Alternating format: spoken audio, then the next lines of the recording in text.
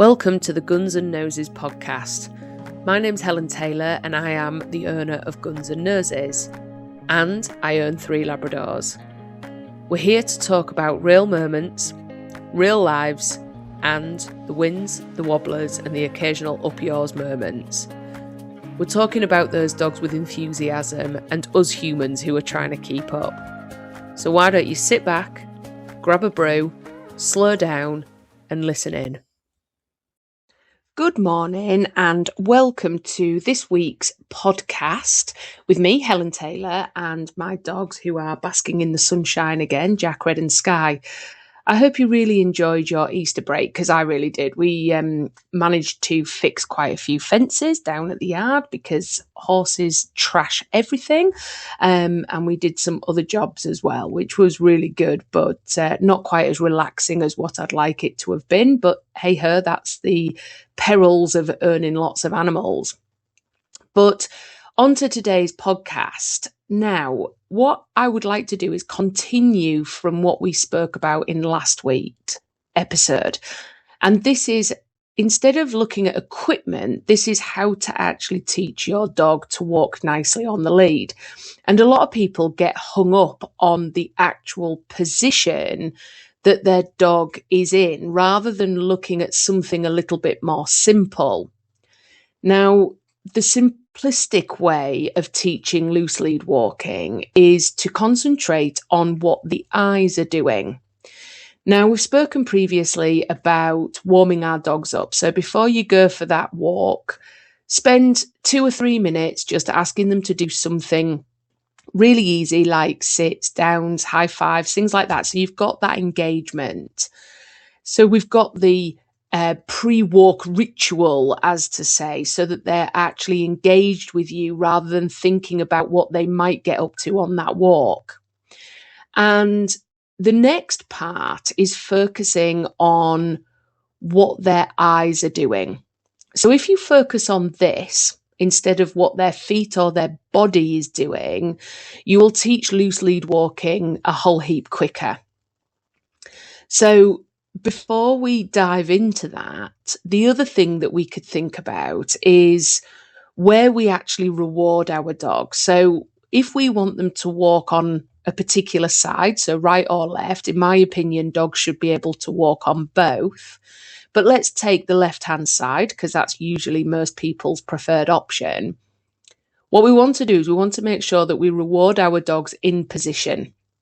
So not out in front of us, and not slightly to the side or in front. We want to make sure that our hand goes right down from our hip, down our leg, and feeds our dogs right next to our knee. Now, that's actually rewarding our dogs slightly behind where we want them to be, but dogs gravitate to the area that gets them the most reward. And if you're feeding from your right hand and your dog's naturally coming across your body to catch your right hand before it gets to the correct place, then they're going to keep walking in front of your legs. So make sure when you actually reward your dog, your hand is going down by your side and you're actually making sure that that reward is coming to their face and to their nose right by your leg. And you could spend 2 or 3 minutes just doing that. You know, there's absolutely nothing wrong with your warm-up being a reminder of where you want them to actually walk. That's absolutely fine. But then what we're going to do is we're going to reward what the eyes are doing. And the eyes are the most important thing, because if the eyes are looking at us, they're not looking into the distance for things to engage with. They're not looking for trouble. They're not trying to draw the environment into them quicker, so then they stop pulling on the lead. And so every time they look up at you, you could mark it. So a marker word is like yes or nice or good, or you could use a clicker. That's completely fine. And you mark the moment that they look up at you.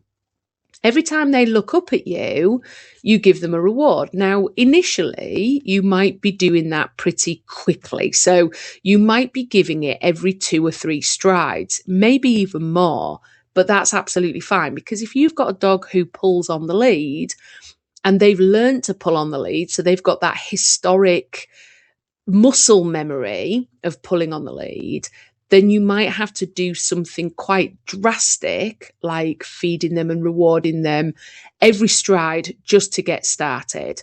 But once your dog understands that looking up at you is the right thing to do, and that's what gets them the reward, then they will carry on doing that. The other thing as well to think about is if your dog has got a historic pattern of pulling and you're trying to get them out of it, it might be better to walk somewhere lower level.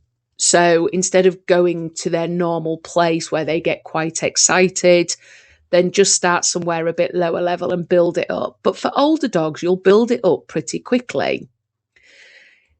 If it is that your dog pulls and you think to yourself, well, what am I going to do now? If you lure your dog back to your side or get them back to your side and you reward them at that moment, you will end up with what we call a yo-yo dog. And a yo-yo dog is a dog who believes that the pattern that gets them the reward is pulling out in front, coming back to your side and getting the reward. And what will usually happen is the minute you pop that treat in, they will bounce out again to the end of the lead. So what we need to do is at that moment, when we lure them back to our side or get them back into our side, is we try and walk a couple of steps so they feel that loose lead moment, and then we reward 2 or 3 strides down the way. Now that bit's really important because if we reward when they come back to us, you are going to get that pattern of yo-yoing. So to stop it, we have to put in quite a heavy amount of rewarding to get that nice loose lead, or a smile in the lead as I call it, before then we reward them. So that's really important. So you're walking along, your dog's doing really well, you're rewarding for every bit of eye contact, which is really important. So then you think, well, how do I start getting rid of the treats? Well, that's really simple. You go into a variable treat ratio. Now that's just scientific terms for you might start to feed for 2 strides of nice loose lead walking. You then the next time might reward for 3 strides. The next time you might go back and reward for 2 strides. Then you might reward for 5 strides. So your dog doesn't really know when the food is coming. You're not doing it every other or every third. It's variable. So you're mixing up how often you give those rewards. And again, that's really important. Because then what will happen is your dog will stay engaged with you for longer. But remember, engagement is exhausting. It is really exhausting for dogs. Their brains are switched on. They're super focused. So we have to make sure that within our walks, we break it down into small moments. So you might set off and do 5 minutes. Your dog's done really well. You stop at a bit of grass. You say to them, go sniff. Let them have a minute of sniffing. You then ask them to come back into heel and you start again. You might then be able to get another 5 or 10 minutes. You stop. You tell them to go sniff. You then let them have that minute. You then bring them back into heel. And all these bits are really important. As you build it up, the amount of time for sniffing that they need to just process that bit before gets shorter, and the amount of times within a walk that you need to do that get less. But also the amount of rewards that you give gets less. But what happens is people get quite frustrated with teaching lead walking and they just give up. Oh God, we just need to get you out for a walk. And yes, I completely agree. Dogs need walks. They need that exercise from that physical perspective. They need to sniff grass. They need to explore their environments. Because a dog who just lays in the house all day is a very bored dog who will find their own trouble to get up to. But what we have to think about is if you want your dog to walk nicely and your shoulders to stay in their sockets, then we need to take things a little bit slower. So you might start off on day 1 doing a 5-minute warm-up before you set out.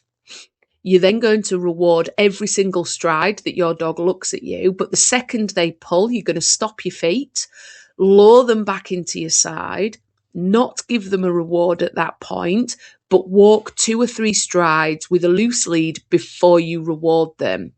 Now, if they get to that point and they're doing really well, but each time you give them a treat, they bounce to the end of the lead, the other thing that you can think about is shortening your lead up so that you reduce the amount of space that they've got on the lead to be able to whiz off once you give that reward. So we still want a loose lead, don't get me wrong, but you can have a short lead that is also loose. And what then happens is when your dog gets to the end of the lead, it might only be 2 or 3 inches in front of you rather than a full lead length, which can be 2 or 3 feet. And that can make all the difference. So what I want you to do this week and to reflect on is when you're walking with your dog, do your little bit of warm up, reward for every moment that your dog pays attention to you, whether that be on the right-hand side or the left-hand side. When they pull, or if they pull, you're going to lure them back to your side, walk for a few strides, and then reward at that point. You're going to break your walk down into 5-minute slots. Then next week, you could break it down into 10-minute slots, and you'll build up really quickly. I hope that helps. I hope it gives you a bit of enthusiasm to train your enthusiastic dog to walk better on the lead. And I hope it helps you to feel less frustrated, because actually lead walking is really nice to teach and it can be quite easy. Until next time, keep training kindly and try to keep up.